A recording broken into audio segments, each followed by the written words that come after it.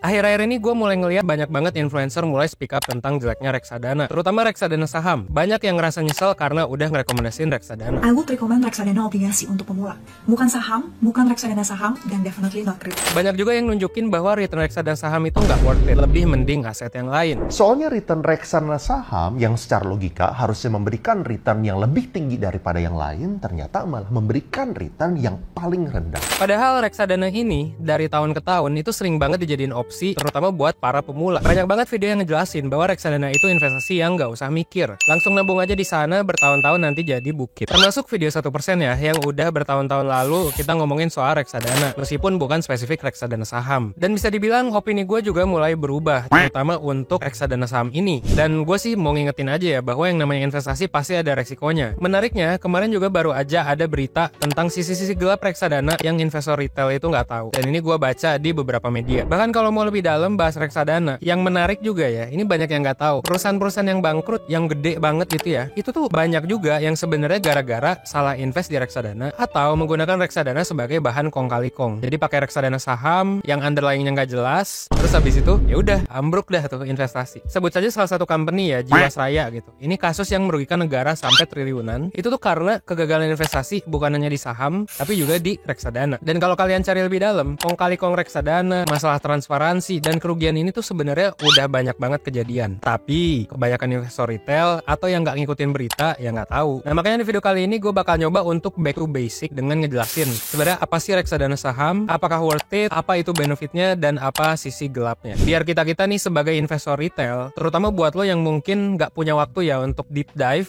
bisa paham sama resikonya. Karena setiap aset pasti ada resiko.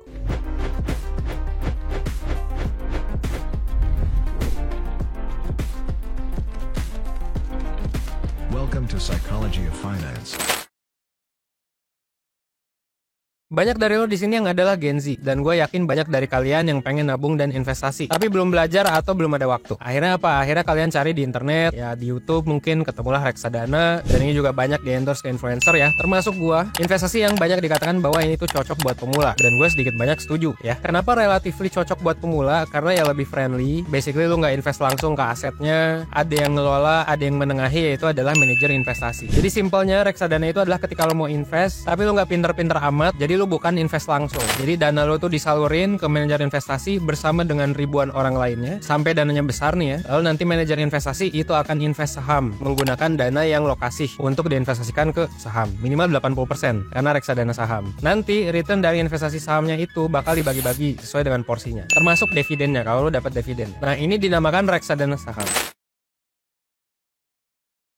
Di salah satu konten video yang gue tonton ketika gue riset soal reksadana ini, ada juga yang bilang, ya reksadana saham basically ketika kita ngasih duit ke manajer investasi yang kita percaya untuk mereka main judi di pasar saham gitu loh. Tapi apa bener gitu? Ya ada benernya juga ya. Karena setiap kali kita beli reksadana ya kita mempercayakan dana kita kan ke manajer investasi. Meskipun ya tentu ada prospektusnya, dan ini juga diatur sama OJK ya. Dan ini bisa kita baca lah peraturannya ya, prospektusnya. Ini bisa kita baca lengkap. Nah tapi ini juga dari artikel berita yang gue baca kemarin, tetap harus diwaspadai soal transparansi. Jadi gini, reksadana saham itu kan sistemnya muterin uang investor ya, dengan dibelikan saham. Nah kita harus waspada. Kenapa? Karena udah ada beberapa nih ya kasus reksadana yang gak transparan gitu, dibeliin saham-sahamnya juga gak jelas gitu ya. Ada beberapa yang seperti itu. Atau kong kali kong lah, dengan PT-nya lah, dengan apanya lah, itu juga ada gitu ya. Gue gak bakal sebut lah sebenarnya. Nah tapi investor tuh ternyata gak bisa tahu secara detail apa aja saham yang dibeli dengan uang mereka. Biasanya daftar saham yang dibeli atau underlyingnya ini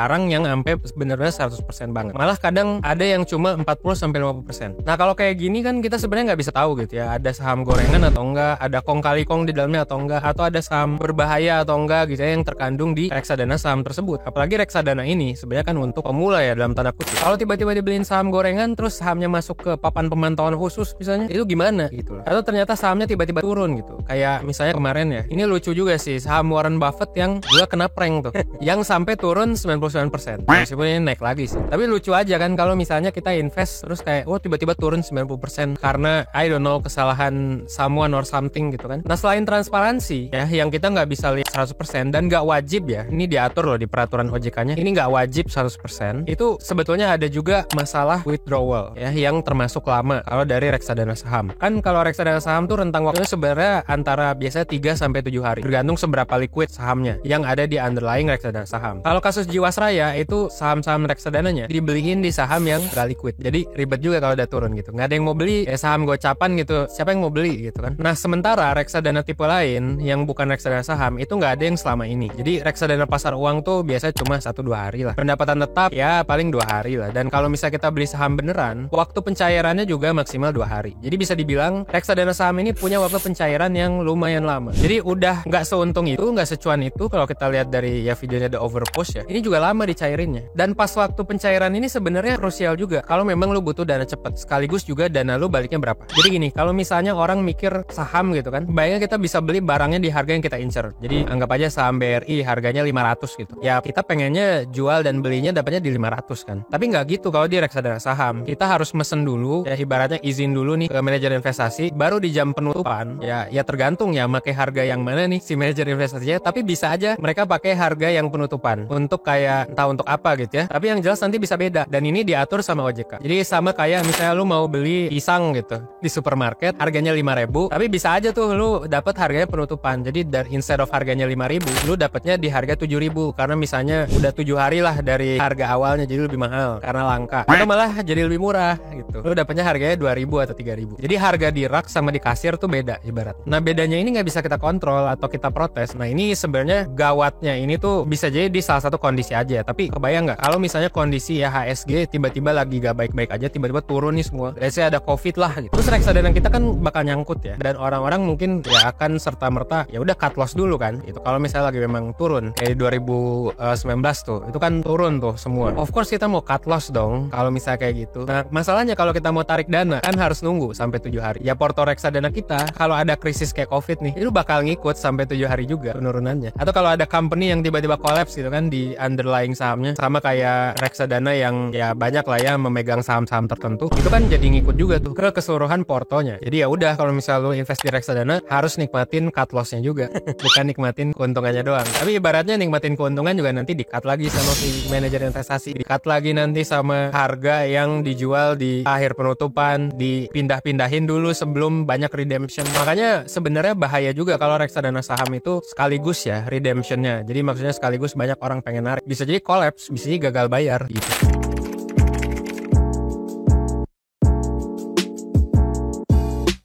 Kenalin, nama saya Wawan Afid Saifuddin, bisa dipanggil Wawan. Sebelumnya bekerja sebagai seorang dosen gitu ya di salah satu universitas negeri di Indonesia. Kalau latar belakang saya sendiri adalah sebelumnya saya seorang, ini juga selain dosen saya juga praktisi di dunia asuransi jadi aktuaris. Jadi saya sudah punya gelar aktuaris ya dari Indonesia, terus juga aktuaris dari UK. Terus saya sendiri juga seorang perencana keuangan profesional, karena juga punya sertifikasi di bidang itu dan juga salah satu praktisi juga di pasar modal. Ya, jadi secara umum seperti ini ya. Untuk melihat isi portofolio dari reksadana saham itu kita bisa melihat dari 2 dokumen. Dokumen pertama namanya fund fact sheet, yang kedua namanya adalah prospektus. Nah, kalau fund fact sheet ini biasanya diterbitkan setiap 1 bulan sekali oleh manajer investasi. Kalau prospektus itu setiap setahun sekali. Nah, kalau di fund fact sheet itu bisa kita lihat komposisi 10 efek terbesar yang dikelola oleh manajer investasi. Kalau kita mau lihat bobotnya, misalkan persentase di masing-masing efek, itu lengkapnya di prospektus. Permasalahannya adalah karena prospektus ini 1 tahun sekali diterbitkan. Nah, ada masalah nih yang kita sebut sebagai masalah transparansi gitu ya. Saya sendiri sepakat bahwasanya di sana memang transparansinya tidak 100%. Kenapa? Karena krisisnya seperti ini. Seandainya, ya misalkan di tengah-tengah waktu antara penerbitan prospektus yang pertama dengan prospektus yang kedua, karena bedanya 1 tahun, kita nggak tahu nih di tengah-tengah. Misalkan ada efek yang dibuang atau ada efek baru masuk. Nah, kita kan nggak tahu kan ya. Tahu-tahu nanti yang di akhir-akhir itu baru ada prospektusnya menjelang diumumin, baru ada nih nanti yang komposisi fixnya gitu kan ya. Di tengah-tengahnya kita nggak tahu nih. Nah, masalah yang muncul adalah kalau seandainya efek yang dibuang ini adalah efek atau saham yang bagus dan yang masuk adalah yang buruk, maka ini akan berimbas kepada NAB-nya dari reksadana. Jadi reksadananya itu alih-alih bertumbuh, yang ada malah turun nilai NAB-nya. Nah, itu jadi salah satu concern bagi calon nasabah kalau mau beli reksadana, cari yang memang manajer investasinya bisa dipercaya. Dan kita tahu kalau misalkan NAB-nya itu selalu turun, nah ini berarti kemungkinannya dia kurang begitu bagus gitu ya mengelola reksadananya.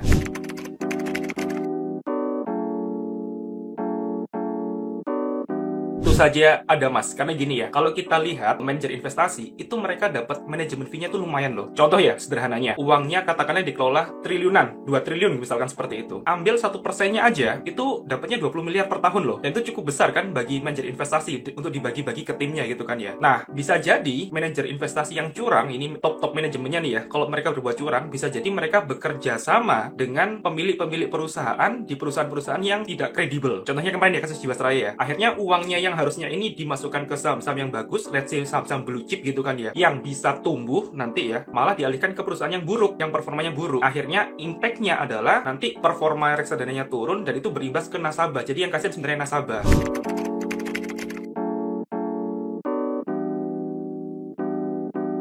Kalau berdasarkan aturan OJK mas, aturannya udah jelas ya bahwasanya pencairan itu maksimal 7 hari kerja. Normalnya biasanya kita itu bisa mencairkan antara 2-4 hari kerja itu udah bisa ya dicairkan ya. Nah, permasalahannya muncul kalau menurut saya ya, ini berkaitan dengan yang namanya resiko likuiditas. Nah, resiko likuiditas ini umumnya terjadi karena ada dua hal yang terjadi secara bersamaan. Yang pertama adalah terjadi penarikan dalam jumlah yang besar. Jadi satu nasabah nariknya jumlahnya gede gitu kan ya. Dan yang kedua adalah terjadi penarikan secara masif. Nah, kalau dua hal ini kita jadikan satu, ya dampaknya apa? Ya misalkan contohnya ya, seorang nasabah nariknya miliaran rupiah, terus yang narik banyak gitu kan ya. Akhirnya manajer investasi ini nggak punya dana cash yang cukup. Karena dia nggak punya dana cash yang cukup, akhirnya dia gimana caranya untuk membayarkan uang ke nasabah? Dia harus ngejual sahamnya dulu kan ya. Nah, menjual saham kan nggak bisa langsung, harus butuh beberapa hari kan mas ya. Akhirnya karena butuh waktu yang agak lama, berdampak kepada antrian pembayaran kepada nasabah. Jadi yang mungkin normalnya 2-4 harian atau 7 hari lah maksimal selesai, karena yang narik banyak, akhirnya terjadi resiko likuiditas. Jadi pencairan nggak bisa langsung dicairkan, bisa jadi mungkin molor sampai berminggu-minggu atau berbulan-bulan karena dia nggak cukup waktu atau nggak punya waktu untuk menjual sahamnya secara langsung.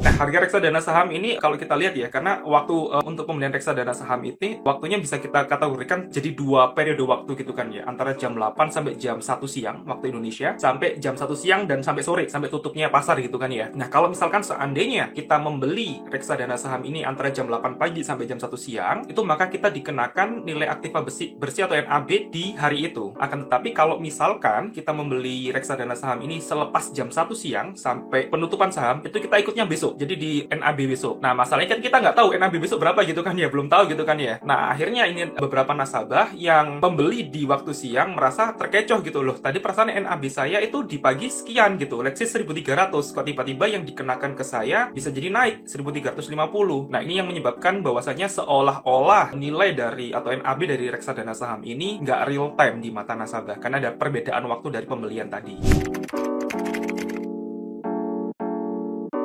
Yang di masalah waktu ini kecil sih mas kemungkinannya, menurut saya kecil kemungkinannya, karena ini murni memang karena memang periode waktu dari yang ditetapkan di pasar aja. Kalau masalah kecurangan dari manajer investasi itu sebenarnya adalah di dana kelolaan, di balik layarnya, masalah di bobot atau efek yang dibeli oleh manajer investasi. Jadi efek ini persentasenya, jenis efeknya itu bisa dimainkan sama mereka. Jadi permainannya lebih banyak mungkin di bagian sana untuk dalam tanda kutip ya, misalkan mereka mau menyelewengkan dana nasabah, ada di sana sebenarnya peluangnya. Nah, kalau kita pakai reksadana banyak yang nanya, gratis apa enggak gitu. ya tentunya bayar ya, nggak ada di dunia ini yang gratis. Jadi manajer investasi, ada bank kustodian dan lain-lain juga yang udah jagain dan investasiin dana kita, tentu pasti mereka pengen dibayar lah. Mereka nggak mau ya cuma-cuma gitu kan, dan pasti mereka juga perlu dibayar. Jadi ada banyak nih biayanya, mulai dari subscription fee, transaction fee, management fee, switching fee, sampai redemption fee. Nah, sekarang memang banyak aplikasi yang nawarin gratis, tapi ada juga yang charge biaya-biaya ini. Nah, buat lo yang mau investasi reksadana, lo juga harus pikirin nih soal biaya-biaya ini, karena tiap aplikasi beda dan banyak orang yang nggak tahu bahwa ada fee ini atau yang gratis gitu. Lo tanya emang fee-nya dari mana? Nah, itu juga kan menarik gitu. Nah, ini tergantung perjanjian antara lo dengan platform aplikasi atau kalau bahasa hukumnya adalah si apert ini dan manajer investasinya. Nah, buat lo yang penasaran soal yang gue bilangin tadi, jadi kelemahan-kelemahan ini diatur ya sama OJK. Jadi mulai dari transparansi portofolio, waktu pencairan, harga saham yang nggak apa-apa untuk nggak real time, itu semua diatur dan lo bisa baca di peraturan-peraturan ini. Ya, gue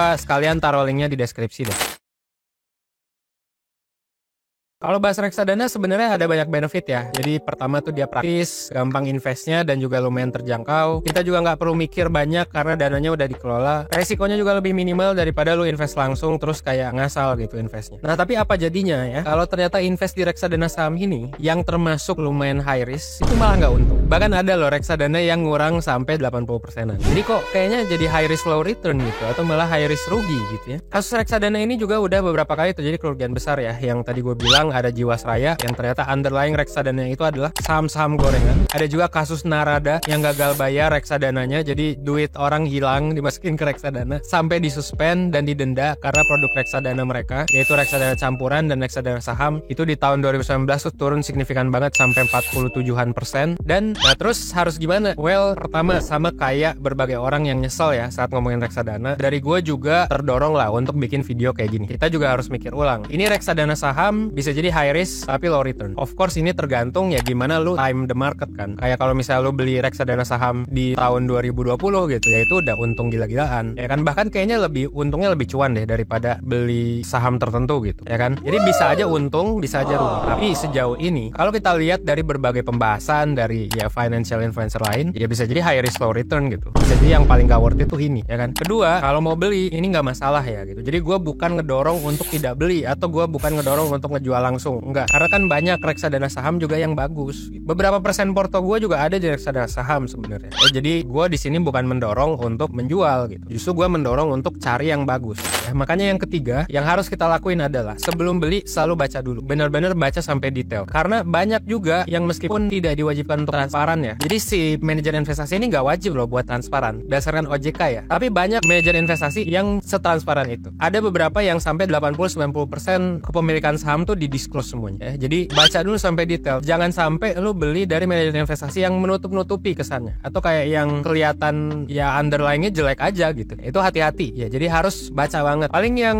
gua mau pertanyakan ini terakhir adalah untuk para konsumen, lu udah sadar belum tentang masalah-masalah ini? Dan udah tahu belum resiko dari semua aset yang lu invest? Udah tahu belum regulasinya? Udah tahu belum pajaknya? Gue pengen lu coba state pendapat lu di komen ya, di comment section silakan. Yang kedua, ini buat para manajer investasi yang pada nonton. Apakah mekanisme reksadana saat ini bisa diimprove? Kalau misalnya bisa, kira-kira gimana? Karena kalau misalnya kayak gini, ya gue juga jadi males gitu.